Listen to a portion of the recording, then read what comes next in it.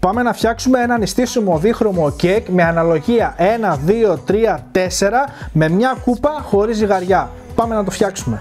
Σε ένα μπολ θα χρειαστούμε μία κούπα ηλιέλαιο, 2 κούπες ζάχαρη, 3 κούπες χυμό πορτοκάλι. Ανακατεύουμε με ένα σύρμα.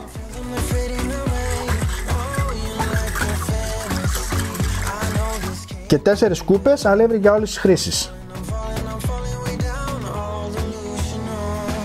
Και ανακατεύουμε πολύ καλά. 2 βανιλίνες, 20 γραμμάρια baking powder.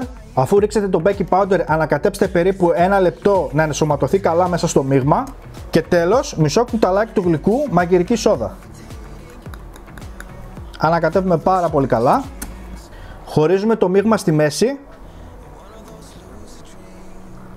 Το ένα το μείγμα θα ρίξουμε 100 γραμμάρια κακάο. Ανακατεύουμε πάρα πολύ καλά. Σε ένα πυρέξ 25x35 ρίχνουμε λίγο ηλιέλαιο. Με ένα πινέλο απλώνουμε καλά σε όλο το πυρέξ να είναι λαδωμένο. Προσθέτουμε αρχικά το λευκό το μείγμα. Σε αυτό το σημείο πάμε να ρίξουμε και το σοκολατένιο το μείγμα. Το βάζουμε σε σημεία σταδιακά.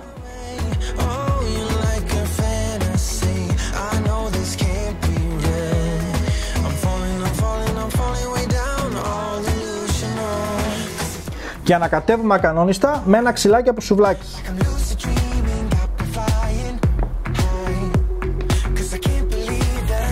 Ψήνουμε σε προθερμασμένο φούρνο στους 180 βαθμούς στις αντιστάσεις για περίπου 60 με 65 λεπτά.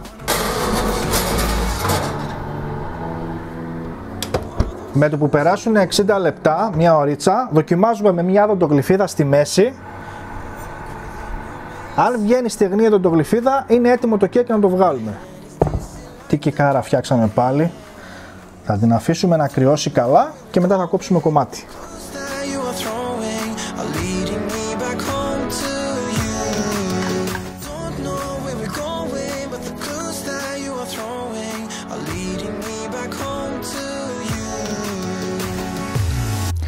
Άλλο ένα βίντεο έχει φτάσει στο τέλος του. Φτιάξαμε αυτό το εύκολο κέικ χωρίς μίξερ, με μια κούπα, χωρίς ζυγαριά. Να το φτιάξετε όλοι και να μου αφήσετε τις εντυπώσεις κάτω από τα σχόλια. Πολλοί μου κάνετε παράπονα ότι δεν σας έρχονται ειδοποιήσεις από το YouTube. Καλά είναι όταν έχετε κάνει εγγραφή να δείτε να έχετε ενεργοποιήσει όλες τις ειδοποιήσεις. Επίσης μπορείτε να βάλετε κάποιο ξηρό καρπό ή τρούφα ή ξύσμα από ένα πορτοκάλι. Να έχετε ένα πολύ όμορφο Σαββατοκύριακο. Μέχρι το επόμενο βίντεο να περνάτε καλά.